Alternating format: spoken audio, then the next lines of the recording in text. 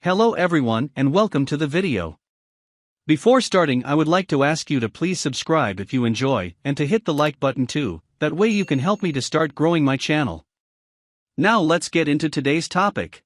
Biden's decision to end the Keystone XL pipeline could lead to thousands of lost jobs. My next guest is among the first laid off after Biden's Keystone order. Joining us now is a member of Pipeliners Union Local 798, Neil Crabtree. Neil, happy Saturday to you. If it could be happy, because you're unemployed. You've been doing some interviews, and it struck me as an important voice in the midst of all this to hear from you. I want to hear what you're doing right now in your situation, where things stand.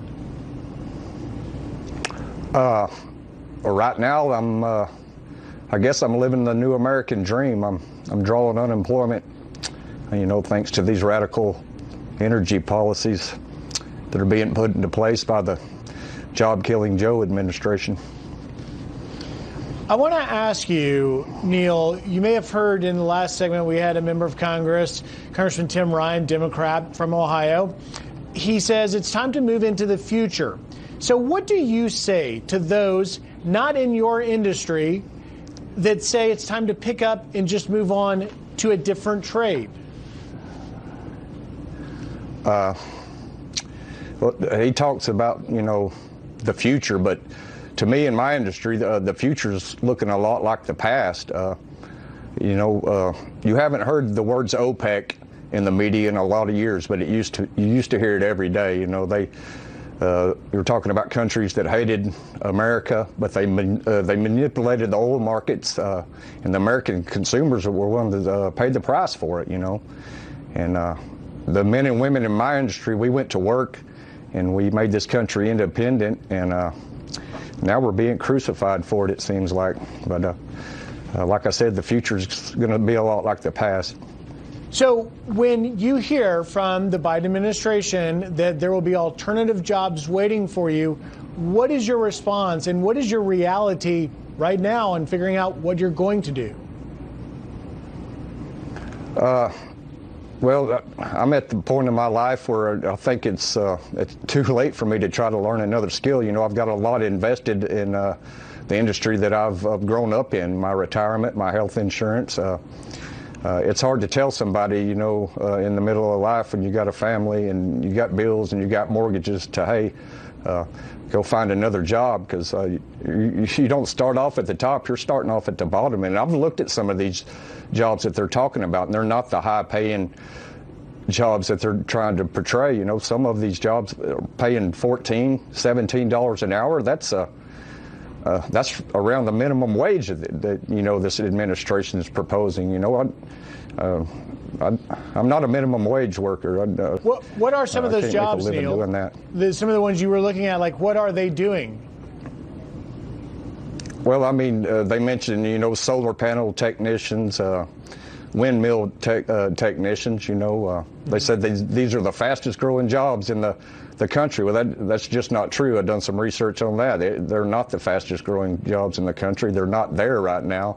The jobs that are there are the jobs like the Keystone pipeline. This is not the time to be playing politics.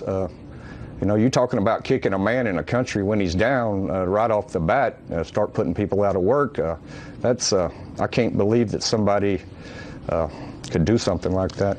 And how long has your family been in this? This is not a trade you fell into in the last couple of years, it sounds like. My grandfather started welding for 798 after World War II. He learned how to weld working on ships in San Francisco. My dad done it. My brother done it. I've done it. That's all I know how to do. Has anyone reached out to you from Washington, any member of Congress, anyone that sees and hears your compelling story? Have they reached out to you at all?